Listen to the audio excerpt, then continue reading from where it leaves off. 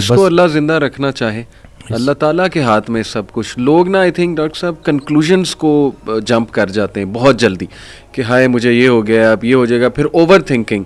Future آپ نے دیکھا ہی نہیں, آپ کو پتہ ہی نہیں آپ نے کل زندہ رہنا ہے کہ نہیں رہنا ہے. اتنی فکر اگر ہم نے آخرت کی ہوتی, اللہ تعالیٰ کو فیس کرنے کی ہوتی, تو زندگی پتہ نہیں اس کا رزلٹ ہی کچھ اور ہوتا. تو آئی تھنک کنکلوژنس کو ریچ نہیں کرنا چاہیے. It's too early to reach to conclusion. Doctor بھائی کوئی خدا تو نہیں ہے نا. ڈاکٹر نے اگر آپ کو ایک بات کہہ دی ہے تو ٹھیک ہے, اس نے اپنے نالج کے مطابق کہہ دیا, لیکن اصل میں شفا دینے والی ذات اللہ ہے, چلانے والی ذات اللہ تعالیٰ ہے. کئی لوگ ہیں ڈاکٹرز کہتے ہیں جی آپ کو تو ہو ہی نہیں سکتا, لیکن یہ کہ بہت سی چیزیں انہیں ہو جاتی ہیں موٹیویشن کے through. But main thing is کہ کنٹرولنگ دی انگزائٹی. بالکل, کہ آپ نے نا بس راضی رہنا ہے اور اپنے آپ کو بزی رکھنا ہے اور پازیٹیو لوگوں میں بیٹھنا ہے. اچھا, دقت لوگوں کی طرف سے ہوتی ہے. اور اس دن میں ایک جملہ مجھے بڑا اچھا لگا کہ کسی کی فطرت جاننے کے بعد اس سے جھگڑا کرنا بھی اس پہ ساتھ ظلم کرنا ہے. جب آپ نے ایک بندے کو دیکھ لیا کہ وہ انگزائٹی سے گزر رہا ہے اور آپ بجائے سے کہ اس کو بولو کہ ڈرامے کر رہے ہو, اس کے ساتھ بیٹھو. وہ کسی نے اس دن حضرت سے پوچھا کہ کیا غیر مسلموں کو بھائی کہہ سکتے ہیں, تو جواب دیا کہ پہلے بھائی کو تو بھائی کہہ دو, پہلے بھائی کو تو بھائی کہہ دو جو تمہارے ساتھ ہے. صحیح, باقیوں کی تو چھوڑو نا, کیونکہ سارا پوچھا ہی ان کا جانا ہے پہلے. صحیح بات, کہ آپ کے جو اپنے قریبی رشتہ دار ہیں, تو یہ رشتہ دار جو ارد گرد کے ہیں ان کا بڑا رول ہے. اگر ایک بندہ آئسولیٹ ہو گیا ہے تو طریقے سے اس کے ساتھ بیٹھیں اور اس کو وہی فی الحال سنائیں جو وہ سننا چاہتا ہے. پہلے اس سے تعلق بنا لیں, پھر آہستہ آہستہ. جیسے میرے پاس ایک بچہ آیا اس دن, وہ ڈرگز لیتا ہے, تو میں نے وہ پوری اس کی جو ہے جب پوری کاؤنسلنگ میں نا میں نے ایک دفعہ بھی جو ہے یہ چیز نہیں چھیڑی. صحیح. اور ان کی وہ مدر بار بار بول رہی کہ یہ ایسا ہے, یہ ایسا ہے. تو خیر میں نے اس بچے کو باہر بھیجا اور میں نے ان کی میں نے کہا کہ میں نے ایک دفعہ اس بچے کو بولا, میں نے کہا آپ کیوں بار بار. صحیح بات. میں نے کہا وہ اس سے نفرت نہ کریں, وہ آہستہ آہستہ چھوڑ دے گا, فٹنس کی طرف آئے گا, ایکسرسائز کی طرف آئے گا, ڈائٹ کی طرف آئے گا, نکل آئے گا. جی, تو یہ بس یہی ہے نا کہ لوگ جو ارد گرد کے رشتے دار ہیں وہ بھی بڑا کام خراب کرتے ہیں. وہ سمجھتے نہیں ہیں اگلے کو, ایسے اور بس دھتکار دیتے ہیں. پھر جو اگر آپ نے اپنے گھر سے ہی آپ کو سوشل سپورٹ ہی نہیں ملی اگر آپ کو, تو ظاہر ہے پھر بڑا. تھوڑا سا اگر آپ سے پوچھنا چاہوں اف یو آر کمفرٹیبل کہ وٹ کلکڈ فار یو, آپ نے کہا کہ آپ نے کافی عرصہ انگزائٹی فیس کی, وہ سنگل چیز یا وہ چلے نمبر آف تھنگس جو آپ کے لیے کلک کی, وہ کیا؟ جسے میں اپنا بدترین دور سمجھ رہا تھا وہ بہترین دور کا آغاز تھا. اچھا. پہلے ہوا میں اکیلا, کیونکہ میں نے ایک ڈیسیجن لیا, سب نے چھوڑ دیا, ٹھیک ہو گیا. اتنی آئسولیشن تھی کہ, اور پہلے بالکل مجھے اللہ کی رحمت سے میں نا امید ہو گیا تھا, اور مجھے لٹرلی وہ سوسائڈل تھاٹس بھی آنا شروع ہو گئی. تو اسی دوران میں ایک ویڈیو سن رہا, تو اس میں وہ اللہ نے کسی نہ کسی کو بہانہ بنانا ہوتا ہے, وسیلہ بنانا ہوتا ہے. تو وہ قاسم علی شاہ صاحب کی نا میں سن رہا تو ایک ویڈیو, تو اس میں انہوں نے کہا کہ حضرت واصف علی واصف رحمۃ اللہ علیہ. تو میں نے ویسے ہی نا میں نے سرچ کیا, تو پہلی ویڈیو جو سامنے آئی وہ تھی غم. تو اب وہ میں نے کلک کی, کیونکہ اب وہ جیسے میں نے کلک کی تو اس میں الفاظ یہ تھے کہ غم میں غم دینے والے کو یاد رکھنا, یاد رکھنا تیرے رب سے سب سے قریبی رشتہ سجدے کا ہے, اور اس سے بھی قریبی رشتہ آنسوؤں کا ہے. آنکھ میں آنسو ہیں, سر سجدے میں ڈال, نام محمد آہوں میں, دیکھ یہ غم تجھے کیسے سرفراز کرتا ہے. یہ وہ موتی ہیں جو تجھے تیرے مقام سے آشنا کریں گے. غم سے گھبرانا نہیں ہے, غم کو ریڈ کرنا ہے. وہ حدیث شریف نہیں سنی کہ جس باپ نے 3 بیٹیوں کو پال پوس کے بڑا کیا اور رخصت کیا, یعنی کہ رخصتی کا غم برداشت کیا, جو 3 دفعہ, کیونکہ جتنی پیاری بیٹی ہوگی اتنا بڑا غم دے کے جائے گی. تو جو 3 دفعہ اس غم سے گزار دیا گیا, اگلا مقام اس کا رسول اللہ صلی اللہ علیہ وسلم کے ساتھ ہے. تو غم تو تجھے اللہ کے قریب کرنے آئے, یہ شارٹ کورس ہے. اب میرے لیے جو میری تنہائی تھی وہ میری سب سے بڑی سپورٹ اس لیے بن گئی کہ مجھے کوئی ڈسٹریکٹ کرنے والا نہیں تھا. پھر میں نے اور سنا, پھر میں نے اور لوگوں کو سنا, پھر میں نے اسی طرح سے یوتھ کلب, اسی طرح سے طه ابن جلیل, سارا. اکثر جب وہ جو تھا جو لاسٹ جو ہمارا ہوا تھا, تو اس میں نے انہی کی سنی باتیں انہی کو سنا رہا تھا. تو بس لیکن دیکھیں نا, کہیں سے بھی اگر, اور ان سے بھی جب پوچھتے تھے نا جیسے کہ آپ کے لیے ہم کیا کریں, تو انہوں نے کہا کہ میرا یہ پیغام لوگوں تک پہنچا کہ یہ جو ہم عمل سے خالی ہو گئے ہیں نا, وہ علم جو عمل سے خالی رہ جائے اس کا بھی پوچھا جائے گا. صحیح بات. تو کرنے والے کام ہے, کر ڈالو. ہمارا سب سے بڑی خوش فہمی ہماری یہ ہے کہ ہمارے پاس ٹائم ہے. ہم انفارچونیٹلی آخری سانس کو موت سمجھتے ہیں. بچپن مر گیا, جوانی مر گئی. جوانی تو ہاتھوں سے ایسے نکل جاتی ہے جیسے مہندی کا رنگ, ٹھیک ہے. اور پھر جب آپ کو پتہ چلتا ہے تو آپ اس بڑھاپے میں ہو, اور اب آپ جب ماضی میں دیکھ رہے ہوتے ہو کہ کہیں میں اب کیا لے کے جا رہا ہوں اللہ کے پاس, تو یہی ہے کہ یہی وقت ہے. تو جس ٹائم میں گلہ کر رہا تھا, شکوے کر رہا تھا, اور پھر انہوں نے کہا کہ خواہشیں ٹوٹنے کا اور اس غم سے نکلنے کا ایک ہی طریقہ ہے کہ کوئی ایک خواہش ایسی ڈیولپ کر لی جائے جو باقی تمام خواہشات پہ بازی لے جائے, لیکن وہ خواہش ٹھہرنے کی نہ ہو, جانے کی ہو. فکر آخرت تمہیں دنیا کی ہر فکر سے آزاد. صحیح بات. جو بن دیکھے رحمان سے ڈرتا تھا وہ تب نہیں ڈرے گا جب دیکھے گا. صحیح بات. بلکہ لاسٹ جب میں لاہور آیا تھا تو یہ میں نے وہ ٹی وی لگایا تو وہ قرآن کی, تو اس میں نا اس کی آیت, اس کا ترجمہ کہ قرآن پاک میں اللہ تعالیٰ کہتا ہے, ارشاد فرماتے ہیں کہ تم وہ وعدہ یاد رکھو جو تم نے مجھ سے کیا تھا, میں وہ وعدہ یاد رکھوں گا جو میں نے تم سے کیا تھا. تو ہم نے بس وہ وعدہ کیا تھا. نماز بھی تو اللہ کی یاد ہے نا. صحیح.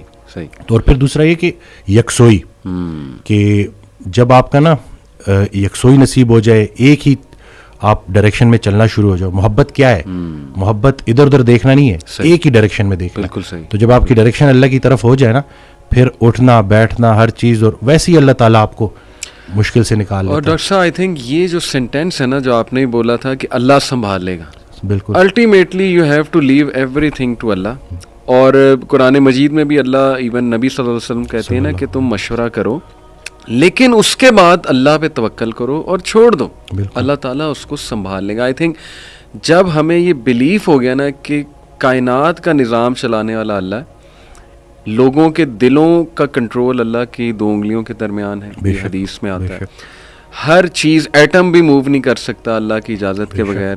اللہ الوکیل ہے جس کا مطلب ہے ڈسپوزر آف افیئرز, تمام افیئرز اللہ نے ڈسپوز آف کرنے ہیں. جو آپ کی زندگی میں ہو رہا ہے یہ آپ توکل رکھیں, یقین رکھیں کہ وہ اللہ کی اجازت سے ہو رہا ہے, اس کا ایک مقصد ہے. بس آپ نے یہ تلاش کرنا ہے بجائے کہ اس غم کو اپنے سر پہ چڑھانے کے, جیسے آپ نے کہا you just have to find out کہ یار یہ آیا کیوں ہے, اس کا مقصد کیا ہے, یہ مجھے کیا سکھانا چاہ رہا ہے. اور سجدے میں جا کے بندہ رو پڑے اللہ کے آگے, اللہ سے تقویت مانگے, اللہ سے کہے کہ اللہ مجھے پرسپیکٹیو دے.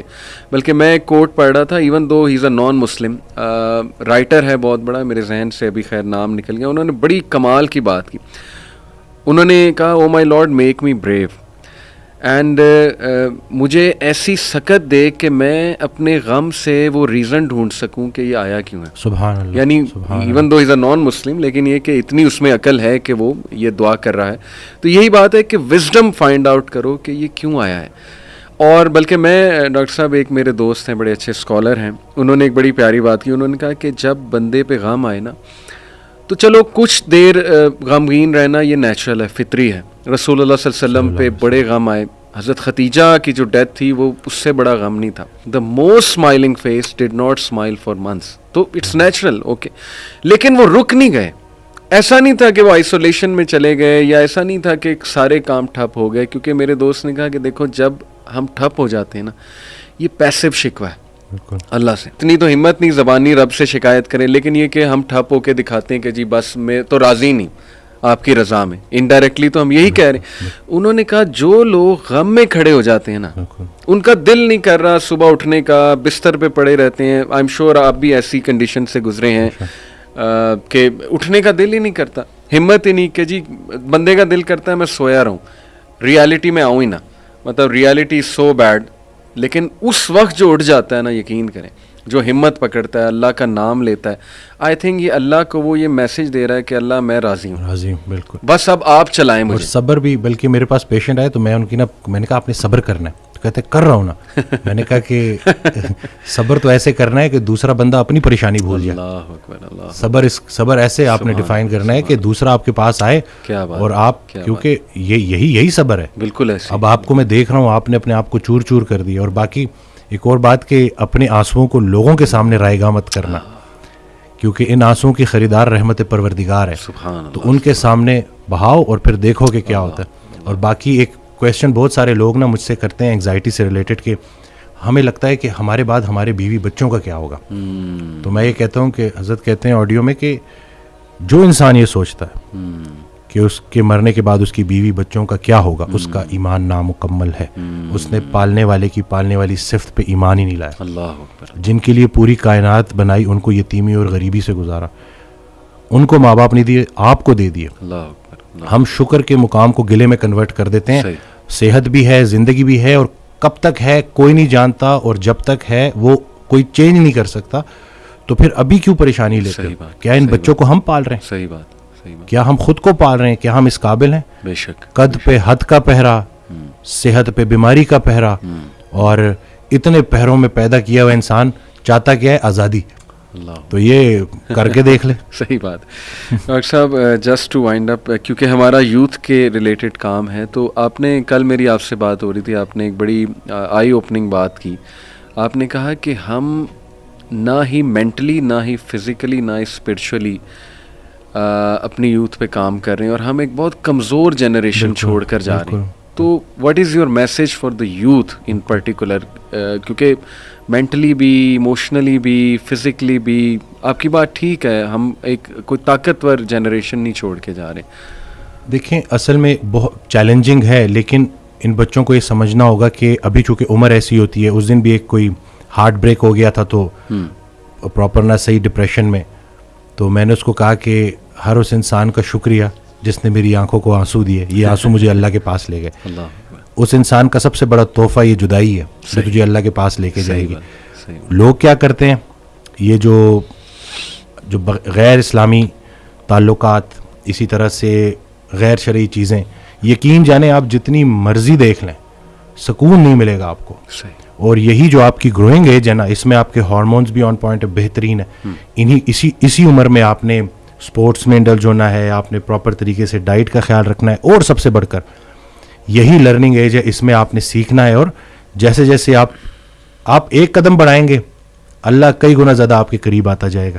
اور یہ ٹرائیڈ اینڈ ٹیسٹڈ چیزیں, مجھے یہ بچپن میں سکھایا گیا تھا کہ صرف شہرت, دولت اور یہی چیزیں ہوں گی تو بس یہی سب کچھ ہے, کیونکہ ہم ادھر ادھر یہی دیکھ رہے تھے. لیکن سب کچھ ہوتے ہوئے بھی انتہائی بڑا خلا تھا جو پورا نہیں ہو رہا تھا.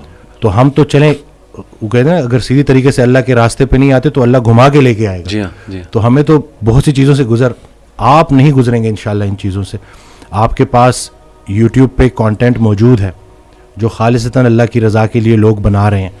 ہمارا جو وقت تھا, دور تھا, اس میں ٹھیک ہے ہمیں شاید اس طرح سے توجہ نہیں دی گئی, لیکن اب آپ کے پاس آپشنز ہیں, اور آپ پراپر طریقے سے جو صحیح, دیکھیں دنیا چلی گئی تو چلی گئی, دین چلا گیا تو پیچھے کیا رہ گیا. تو میں کہتا ہوں کہ دنیاوی تعلیم میں جتنا عبور حاصل کر سکتے ہیں کریں, لیکن اللہ کو بیچ میں رکھنا ہے. صحیح بات. اور دوسرا یہ کہ فائدہ بخش ہونا ہے لوگوں کے لیے, کہ آپ کی ذات سے لوگوں کو نفع ہو. صحیح بات. تو یہ انشاءاللہ اگلی جب جنریشن ہمیں ریپلیس کرے گی تو وہ ہم کوشش کریں گے جی انشاءاللہ. اللہ کے قریب ہونے سے آپ کو مینٹل اسٹرینتھ ملے گی, پرسپیکٹیو ملے گا. جتنے بھی عظیم کام ہیں وہ غیر عظیم زمانوں میں ہی ہوئے ہیں. غیر عظیم جہالت کے معاشرے کے ساتھ اللہ دو کام کرتا ہے, یا عذاب بھیجتا ہے یا رحمت للعالمین کو بھیجتا ہے. تو رسول اللہ صلی اللہ علیہ وسلم ہمارے دلوں میں ہے, تو جن کے دلوں میں رسول پاک صلی اللہ علیہ وسلم کی عملی محبت ہے, اللہ ان پہ عذاب نہیں بھیجتا. تو نیگیٹو نہ سوچا کرے, پتہ نہیں ملک کا کیا ہوگا. نہ یہ چیزیں آپ نے بگاڑی ہیں, صحیح بات, نہ آپ یہ ٹھیک کر سکتے ہیں, اللہ ہی ٹھیک کرے گا. لیکن آپ خود کو تو ٹھیک کر سکتے ہیں نا. زبردست. جس نے اپنے آپ کو پہچانا اس نے اپنے رب کو پہچانا. تو اپنے آپ سے آپ آشنائی حاصل کر لیں اور دیکھ لیں کہ آپ کا انٹرسٹ کیا ہے. بالکل صحیح. جو بھی کام کریں انٹرسٹ سے کریں, اور اس میں حصہ لوگوں کا رکھ دیں کہ لوگوں کے کام آئے آپ, تو باقی انشاءاللہ کامیابی ہے.